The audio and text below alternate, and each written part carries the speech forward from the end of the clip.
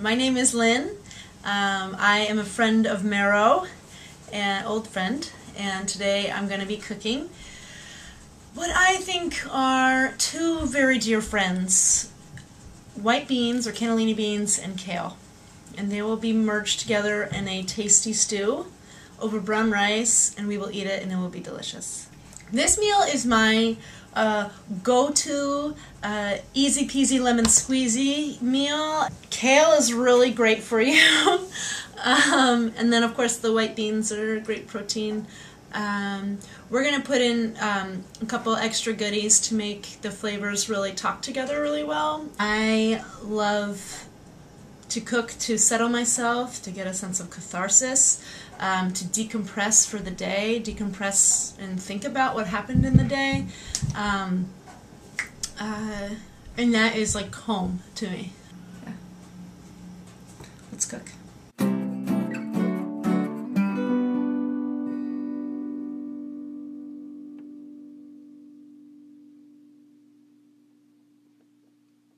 Central to our meal will be our cannellini beans and our kale, naturally, but really like the bedrock of this is going to be sage, and sage is going to pull it all together.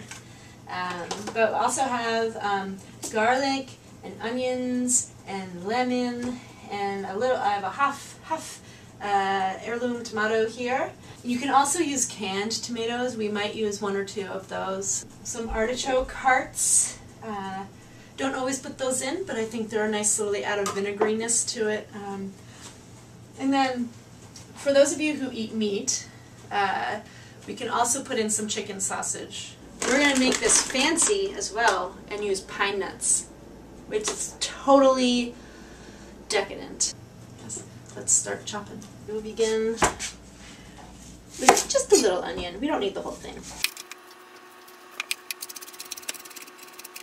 And we'll use 2 to 3 cloves of garlic. Sometimes I think, oh, you can't have too much garlic, and then I'll make something with too much garlic, and I'm like, you can't have too much garlic.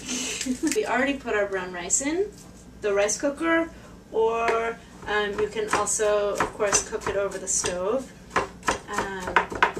But we get that started because it takes a little while. It takes about an hour to cook brown rice. I'm going to use this pan so we have a lot of room to explore the kale. You don't like to crowd the kale. The kale doesn't like to be crowded. And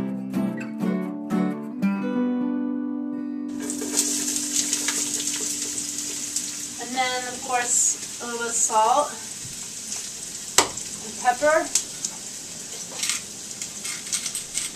And you don't want to put in too much salt because, like, throughout the meal as we cook, we're going to salt a little bit every time, so that at each level of cooking, the salt gets to kind of like help bind the flavors and bring out other flavors that we might not experience if we don't have the salt in there. I'm also going to put in some crushed red pepper because I like it hot. The onions, of course, need to be translucent. That's the great benchmark for cooking onions. We're going to use a bunch of leaves of this sage. So sage is a really beautiful herb, especially if you're eating a lot of vegetarian food. Like, sage adds a meatiness to things that you might not get otherwise. Pull it off the bottom, and then I just like to chop it a little bit to kind of get things moving in there. You know, we're going to put the garlic and the sage in together. It isn't on very high. We want it to kind of get a slow, because we don't want to burn the sage, and we definitely don't want to burn the garlic because it'll overpower everything. In the meantime, I'll get my cannellinis, my can of cannellinis. Make sure they're nice and clean. Toss in the beans. We're going to turn it up a little bit so that the beans get a proper tending to. And we just happen to have this extra heirloom tomato hanging around, but we might use, it's helpful to have a little bit more tomatoes, so I'm going to use part of a can of tomato as well. I'm going to put a couple of these beautiful canned tomatoes in here, just to kind of give it some little extra goodness. We're going to cook our kale separately so we don't overcook it. Oh, yeah. Kale. We're going to julienne the kale. It just means we're going to cut the kale in long, thin strips, like that. Now, some people don't eat the middle of the kale, the stem, but it's perfectly reasonable to do that. I think all part of the kale is a beautiful thing. So cooking kale is so easy. People get really worked up about it and they're like, I don't know how to do this. It's really easy. I just like to do it with a little bit of olive oil and a little bit of garlic. We're just going to let the garlic cook a little bit, and then we're going to throw the kale in with some water and steam it.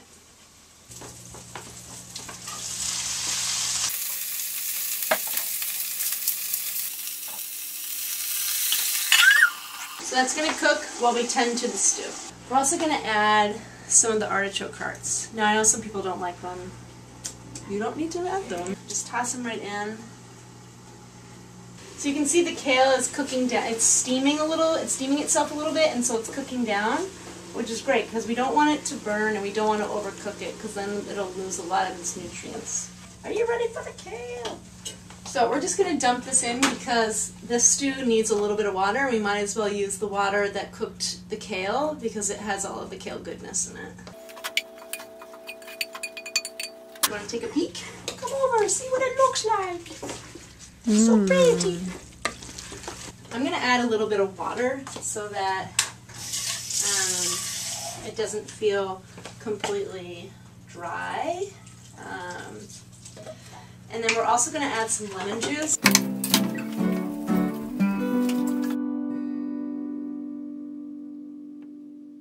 This meal's really pretty cheap. You know, we got the beans, the sage, the kale. And this is really tasty as is. If you have a couple extra bucks and you want to throw down for, you know, something as insanely decadent as pine nuts or meat, that's where we are now entering that zone. You all ready for this? Pine nuts! And you can toast a lot of these and just leave them in the refrigerator and use them later. But they will stare you down. And toss these right on in there, baby. Woo! Put a little bit of olive oil back in the pine nut pan because we're gonna cook up the chicken sausage. Meat can be gross. We're gonna just push the sausage out of the casing over here and crumble it up. We're only going to use one sausage. I don't think this meal needs more than that. It's just going to be a little bit of extra body to the flavor. You can tell when it's getting cooked because it changes color, so just want to wait till it gets all the way cooked through. Hey, I hope you're hungry. I am. Go shopping with Mero. Into your kitchen and pick up your bowl. Healthy and happy food that's good for your soul. Stories we share, tasted we love. Hopefully we can taste like the way story informs food and like what it is to make something amongst friends and then get to share that. I mean, that's like later on tonight I'll go to Mass for work, but like we're gonna do that there too, you know? So like these things I find to be very similar.